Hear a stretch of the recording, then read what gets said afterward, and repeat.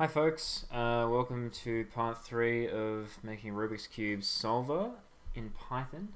I had to think about what I was doing in the last video, and I think, like I predicted, we need to refactor some things, or maybe better yet, like change direction completely.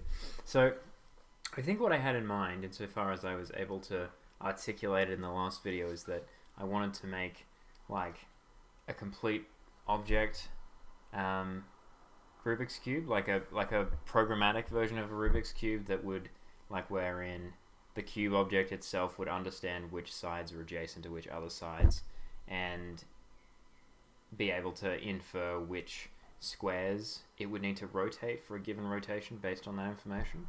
And I kept thinking about how that would work over and over again for several days, and I couldn't think of an easy way to do it, or really any way to do it that would make sense. So I think the solution is not to hard code things, but we need to put basically some information into our class objects so they know so each side knows, for instance, which sides are adjacent to it and which squares it needs to rotate to which other positions when a rotation occurs. So let me just go to the pad for a second.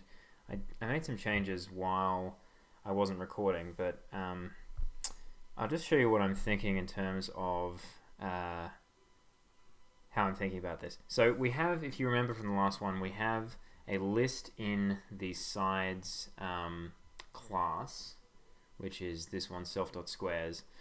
And I think what would make sense is for those squares to correspond with each element in that list. So, you know, the 0th element in the squares list is the top left corner of the, that's arrays that I'm onto, is the top left corner. So the 0th element is the top left corner in the list. Sorry, on the face. The 0th element in the list is the top left corner of each face, and then the 8th element in the list is the bottom right corner. So we can just count through, and that way, when we do a rotation of a face, like what I'm doing here, a right or a clockwise rotation of a face, what we can just do is just shift the numbers to where they would end up after that rotation. So the 0th element, which I've one indexed this, but the 0th element would end up in the second element's position, and the 7th element would end up in the 0th element's position, like that. And so what I have started to do, and not recorded it, was created this rotation map here in this rotate method, which will basically mean that we can just remap or reorganize the list of the squares according to whether it's a clockwise or a counterclockwise rotation by renumbering the elements. The other thing that we need to do, though, with a rotation is we need to, because if you rotate, like, for instance, the front of a cube, what happens is the left, the top, the right, and the bottom, the different squares on those sides get moved as well. So for that to work, I think what we need is for each face to understand which other squares on the cube are affected when a rotation occurs. And so looking back at the pad, what I've got is basically, I think I'm just going to define into probably the side class based on which enumerated type it's given. I'm going to define a list which will dictate or describe which sides are adjacent to it, beginning with the side that is left from that side's perspective, right? So, for instance, left going clockwise. So, for instance, if you're the front face, you would have the left side, the up side, the right side, and the down side. You've made a full rotation of the circle. If you're on the right side, though, you have the front side is your left side, then up, then back, then down. And if you're down, if you're on the downward face, I mean, left, back, right, and front is what I've got. I guess it becomes a bit more abstract down there in that case, and in the up case as well. But what is important is not so much which side you start with, but that you do it in a consistent order, and that, for instance, the left face and the back face are adjacent to one another if you're going around in clockwise direction. So if we had a left face adjacent to a right face, that wouldn't work because you would be transferring squares from the left face onto the right face, and then you're not rotating correctly anymore. So I'm going to encode this information probably as probably with using my enumerated types again in order for each of the sides to keep track of what sides are adjacent to it, and that way we can make the changes to the squares lists in those other sides when we do a rotation. And I think that means that we can actually simplify how we're rendering the squares, because we don't really need to keep track anymore of which square is in which row and which column, because the position of a square on a given side is determined by its place, its element number in the squares list, rather than any sort of metadata we're keeping in the square class. Sorry, down here. So last time I had created this constructor with like row and columns in it, which would the idea being that it would allow us to figure out which square needs to be swapped with which other square. But I was kind of uncertain about it. I went back and forth the whole time, and I thought maybe like the square should just keep track of its color. I've come back around to that way of thinking. I think the square class just keeps track of its color.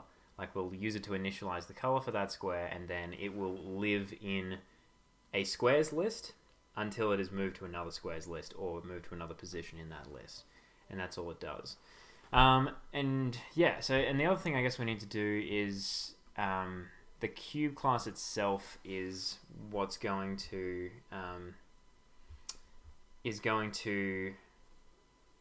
be what you call upon to do the rotations, because the cube class has knowledge of all the sides. So I imagine with face rotate, for instance, like if we wanted to rotate the front face clockwise, you would pass in to face rotate, the name of the face, so front face as an enumerated type, and then true or something to indicate that it's a clockwise rotation.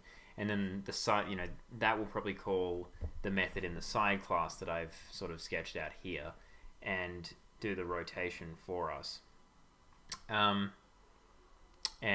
the other thing we need to do is the slice rotations, because in addition to rotating the faces clockwise or counterclockwise, you can also slice a Rubik's Cube. So there are 3 slices. There's like one around the middle, rotating around the y-axis, I guess. And then there are two vertical rotations, if you're looking at a cube from a standard perspective, I suppose, rotating around the horizontal axis. One is like if you were to bisect a cube from the front to the back, and the other is if you were to go from like the left to the right side. You could slice it either way. The only other thing that I've seen, and I'll switch over to my website here, I think the only other thing it talks about is like a double rotation, like this sort of a thing, rotating. Oh wait, it's not an example of that. Like, anyway, it's somewhere on this page. Sometimes you make like one rotation twice, but like, I don't think we need a separate class for that. It would be wasteful. It would just make sense to have do the same rotation by calling the method twice. So yeah, so that's what I'm thinking. I think it simplifies things a lot, and I can understand how we could actually do it. The other thing I guess we'll have to do is keep track of what rotations we've made. So I think I want an enumerated type that lists all the possible rotations, right? So like, for instance, like this, front, up, right, back, left, and down, like something like that, and maybe with a dash to indicate that it's clockwise or counterclockwise. I don't know, something like that. Maybe they could be numbered or whatever. Like, we just need some way of keeping track of that, and I think the cube class could have a list of, what rotations have been done to the cube, and that, we need that for the training data that we're eventually going to feed into the neural network. And that way we'll have both the state of the cube in terms of what squares are where on it, and we will have the rotations that we made to get it into that configuration. So I think in terms of how do we actually represent the cube itself, I've done some Googling and I couldn't see an obvious standard representation anywhere. It doesn't really matter, I think, for our purposes, as long as we're encoding it and decoding it in the same way. The neural network, it just takes random characters. So I think one thing we could do is if we go back to our enumerated types, each of them corresponds with a value. So green is 0, white is 1, etc. What we could do is we've agreed on, with this sides class, we've agreed on an ordering of which side is 0, which side is 1, etc.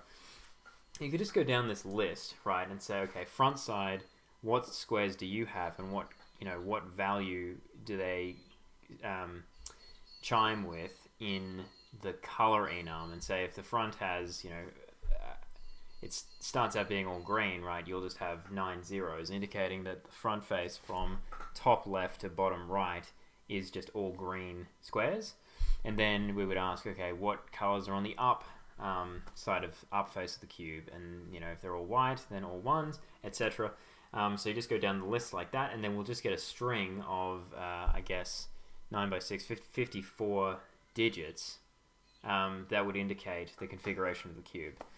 And I think that would basically be fine. Like if you had a list of the moves that you had taken and the configuration in terms of that 54-digit string, then you basically have training data that you can use to train your neural network. So I think I understand what I'm doing now, and I can probably make this work. Famous last words, but I think that'll make sense to me now. So having said all that, I guess all that there is to do now is to try and implement it and see, what I haven't thought of yet that's going to screw things up. So, okay, so here we go, I guess. Where's my mouse? Alright. So, first of all, I want to begin by getting rid of these enum classes down here. I'm gonna try and be more careful with showing what I'm doing on the screen, because I know it went off screen a whole bunch of times in the last one. If anyone knows how in OBS you can draw a line or something on the screen so that I can see where the edges of the recording are, I would appreciate that information, because I don't currently know how to do that. Okay, so with that, I suppose what we do here, we're going to have to refactor how this was working. So maybe I'll bring back my for I in range 9 function, just create 9 squares that way. Yeah, I think that'll be the easiest thing. So let's go with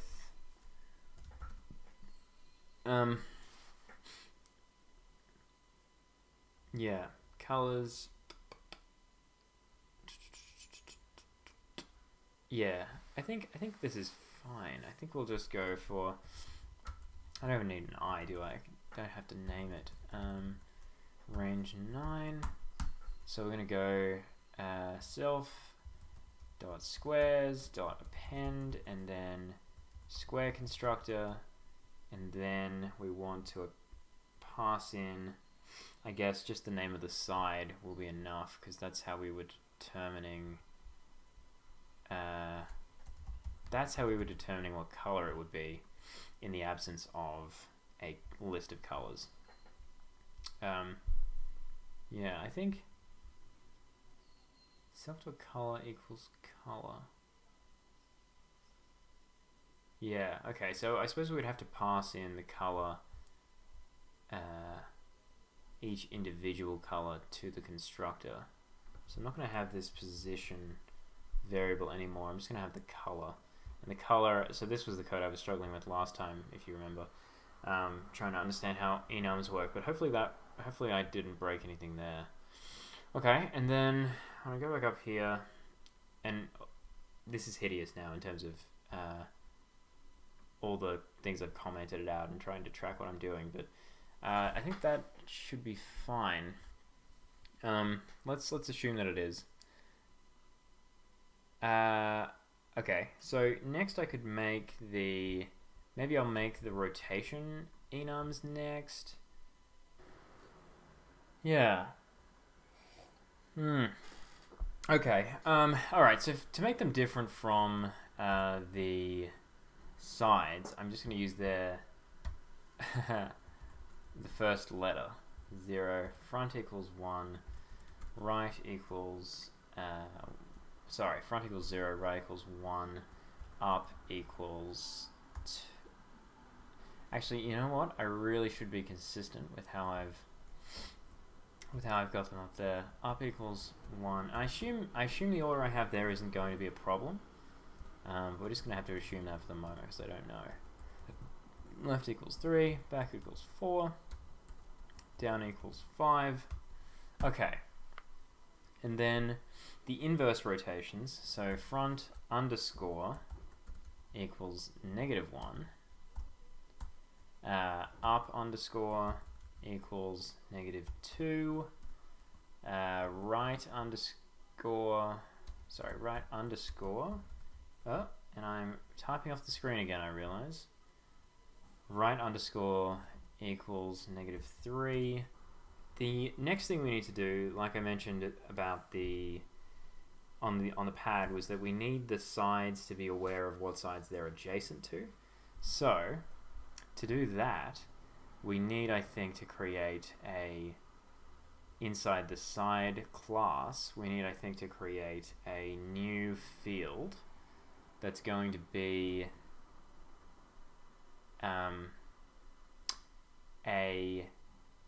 just a list of its adjacent sides in a particular order.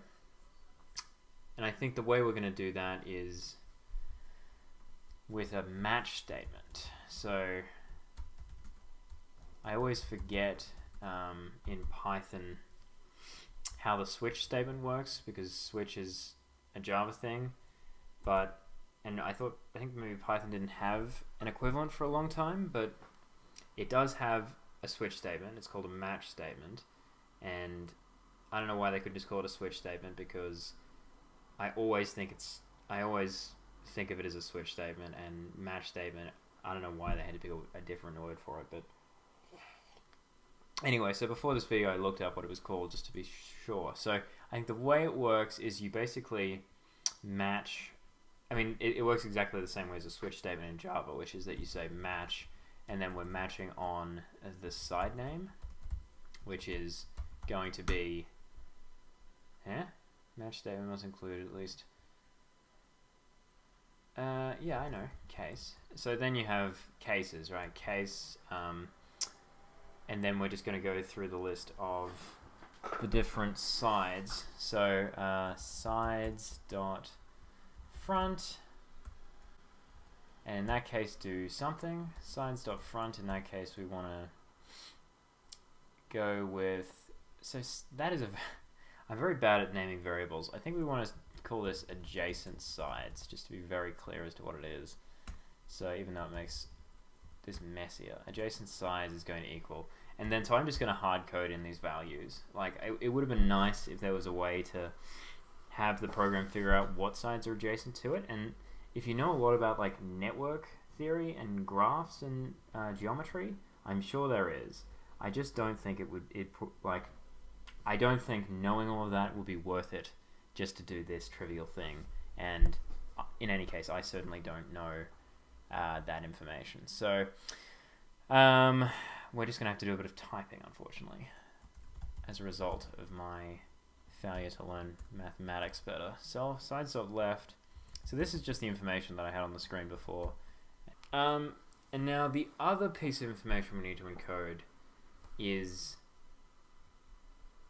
if I'm on one of those sides and I make a rotation of that face, which squares of the corresponding adjacent sides are moved. Let's see. I'm just gonna call it self.adjacent rotation map, maybe something like that. And what this is going to be is, so say we've got the front side here, and then we have its adjacent, the sides adjacent to the front side. We want to know which indices of the left side are going to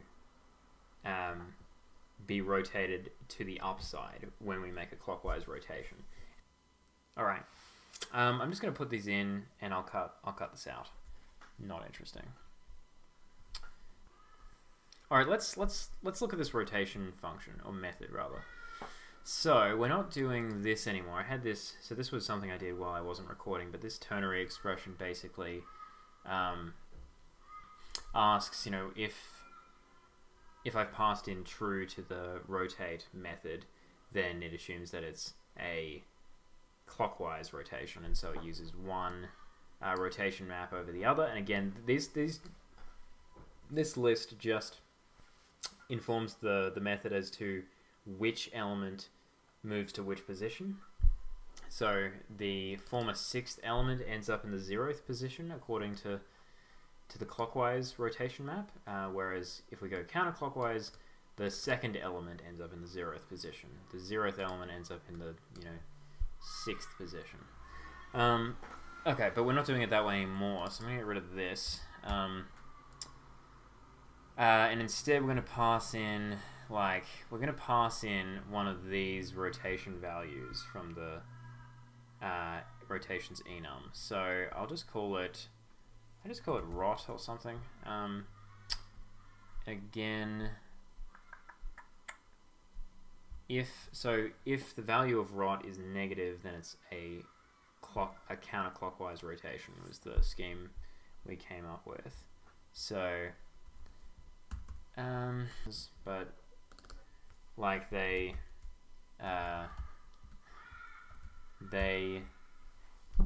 were so spooky to me for so long that I'm still reluctant to use them for some reason. Something with list comprehensions for some reason, and dictionary comprehensions. Like they're really cool, and they really allow you to simplify your code a lot in a way that I think is good. But they freak me out as well. So whatever. Okay, so we have the rotation map, and then this line I've already written, like that just remaps the squares on that face. So the other thing that we need to do, in addition to rotating the face, is to rotate the other sides. And this is where I think we might want... Yeah, we might want it to be a method of the cube class, in fact. So if we go up here, and we have this face rotate method. So we have the face that we're rotating, and that's passed in as, again, an enumerated type. So what we need to do, I think, is to get that adjacency information from the face. So get adjacency information from face. So adjacent faces is going to equal face.adjacent, what did I call it? Adjacent sides. Adjacent sides, and adjacent rotation map is the other thing we need. So adjacent map equals face.adjacent rotation map. And I mean, I probably don't even need to declare those as, in fact, it's wasteful to declare those as separate variables. Let's just use the information from the class directly. So, okay, so we have that information now here. So what we need to do is iterate over the list of adjacent sides and move the squares from one side to the other in the order that has been given. So, and this assumes that Okay, so the other thing we need to put in here is the actual rotation itself. And we also need to check if it's a clockwise or a counterclockwise rotation. Which means that we're checking it twice now. So maybe we needed to... Maybe it would have made more sense to have done to keep the method of the side class looking how it looked. That's okay. So check if clockwise or counterclockwise rotation. Oh, and maybe I need to define a counterclockwise rotation of...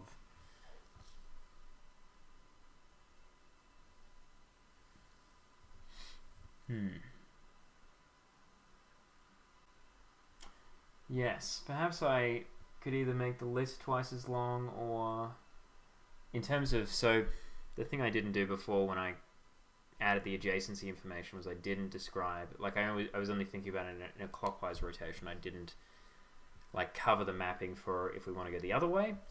And so I need to figure out some way to cover that. I guess probably just add the values in as well. Okay, so this is what I was doing. A ternary expression to basically check if we're getting the first 12 digits of adjacent rotation map or the last 12. Else face.adjacent rotation map is 12 onwards. Okay, that should work. And then we have the adjacent sides from there, so we don't need that anymore. We bring this up. Okay, cool. Some redundancy in there, but basically that'll be fine. And then all we need to do is just go like loop over those sides. So for side in face.adjacent sides. Oh. There's got to be a simpler way of doing this, but we need to look ahead to the second side, make a copy of whatever those squares are, and then we need to save that copy because it's going to be overwritten in a second. Sorry, we're going to have to get the second face from the adjacent sides list.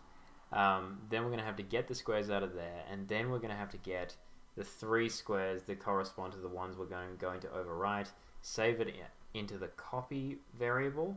Then we can overwrite it with the current 3 squares, and then we do that 4 times, and then we should have a rotation. Which doesn't seem... It seems a bit fragile as an approach, but could work, could work. It might just be a bit annoying to program it.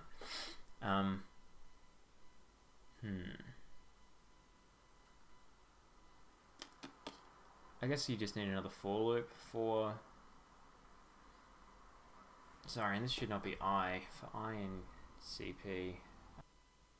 You know, I'm starting to think that maybe tuples would be a better data structure for what we're trying to achieve here. Like if you had left goes to up goes to right goes to down goes to left, and then we could just reverse it if we... Yes. I mean, I could just write a simple function that would create those tuples for me.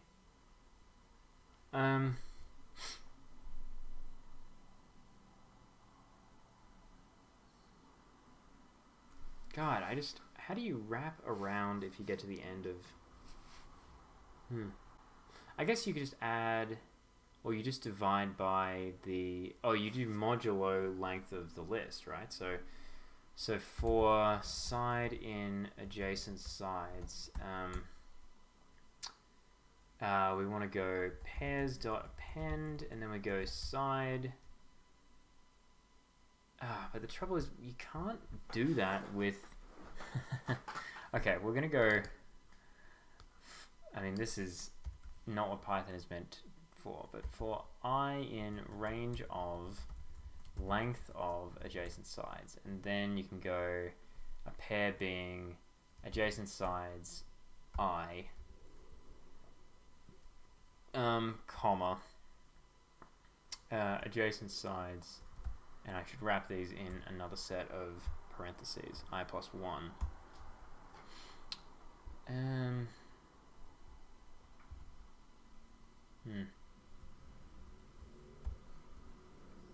And then, so the way I'm thinking about this is that if you get to, like, if I is equal to 3, right, because there are 4 items in the list, yes, there would be 4. So if I gets equal to 3, and we do, so I plus 1, but modulo,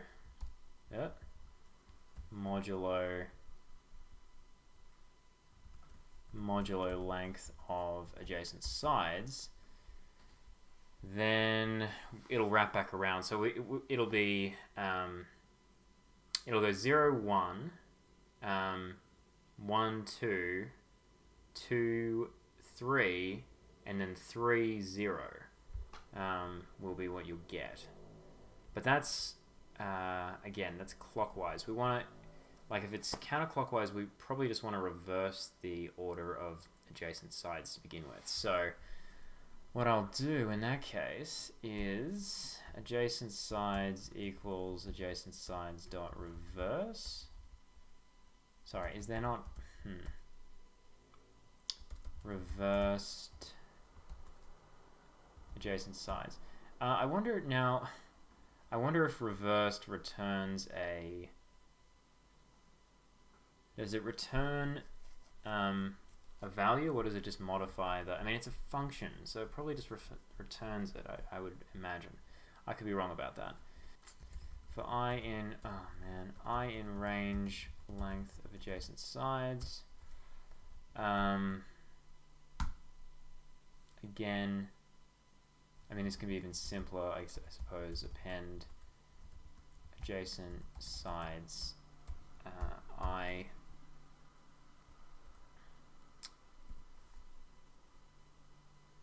and adjacent sides, I plus 1 modulo length of adjacent sides. Okay, and then we return pairs again. Okay, cool. So that helps, and I really should be writing some documentation to explain what these functions do. Maybe I'll come back and do that off air. But yes, okay. So face.adjacent side. So now. Here's the good bit. We don't need this anymore. This nonsense. Whatever I was thinking of here. For pair in, what did I call it? Side pairs. Sorry, am I on screen? I am not on screen. I don't know why I'm bothering to record this. I'm like showing so little of it. We pass in the, what are we passing in? Face.adjacent sides. And we're passing in the rotation. So in the pair, we're going to take from the first element, which is the, the one that's being overwritten. We're going to get that side, and then we get out of that side its squares, and then for I in rotation map 3 to 6. Okay, so that list comprehension should copy the squares that are going to be overwritten. And then once we have that, what we need to do is just take the squares from the first or the 0th element of the pair and move them onto those squares we've just copied. Okay, so how do we do that? Well, we go into pair 1 dot squares. How do we do that? I think we might. Do we need to loop here? I don't think. Can you do this as a list comprehension? Probably not, because we're not creating a new list. We're overwriting it. I think we need another for loop, unfortunately. You try to use as few for loops as possible, but what else are you going to do sometimes? For, oh, okay, so for I, J in zip, rotation map this, and rotation map this. Then we can get rid of this. Pair 0 dot squares J. Yes. I think that makes sense. And then we need to shorten the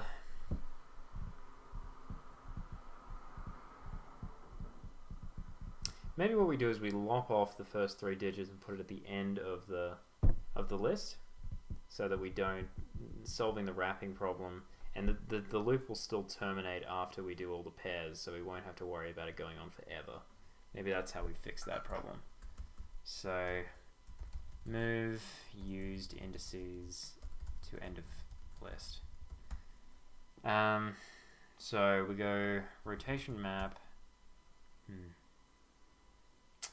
Rotation map equals rotation map dot append rotation map 0 to 3, and then rotation map equals rotation map with the first 3 digits lopped off, and then you can continue the loop and you'll get you will make those adjustments. The other thing we might want to consider is whether or not we handle this using a method within the sides class, possibly, so that we're not I think it's bad object-oriented practice, it's bad OOP to modify a field controlled or owned by another class. Generally you're meant to have getters and setters, right, that do all that for you within the class, so that the behavior is strictly controlled. But I've obviously not done that here. Maybe I will change my mind and decide to do that. But anyway, I think that's enough for right now. I have some changes to clean up, and I'll tidy this up. We'll come back for the next part, and hopefully I'll actually be able to run some code next time and see how it's looking, and probably debug a bunch of things. But yeah, thanks for watching.